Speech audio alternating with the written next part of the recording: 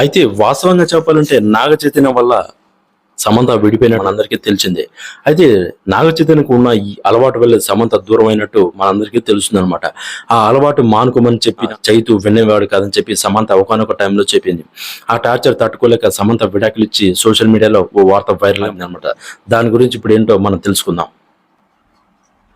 అయితే వాస్తవంగా చెప్పాలంటే అక్కినేని నట వారసుడు ఏడ్చిన నాగ చైతన్య అక్కినేని వారసత్వాన్ని నాగ చైతన్య కొనసాగిస్తానని చెప్పి అమ్మాయిలంతా భావించారు. అయితే నాగ చైతన్య ఎన్నో చిత్రాల్లో నటించినప్పటికీ బ్లాక్ బస్టర్ హిట్ ఒకటి కూడా కుట్టలేదు. అయితే హిట్ అయిన కొన్ని సినిమాలు కూడా స్టోరీ పరంగా ఇలా ఉంటే నాగ చైతన్య వ్యక్తిగత జీవితాన్ని కూడా ఒక ఆసక్తికరమైన విషయం మీ ముందుకు తీసుకొచ్చాను. అయితే వాస్తవంగా చెప్పాలంటే హీరోయిన్ సమంతను ప్రేమించి పెళ్లి చేసుకున్న విషయం మనందరికీ తెలిసిందే. అయితే ఈ ప్రేమ జంటను చూసి అందరూ టాలీవుడ్ స్టార్ కపుల్స్ అంటే సినీ అభిమానులు కూడా తెగ మురిసిపోయేవారు. అయితే ఫ్యాన్స్ కూడా మురిసిపోయారు అనమాట. వారిద్దరి మధ్య ఏం జరిగిందో కానీ వ్యక్తిగత కారణాలతో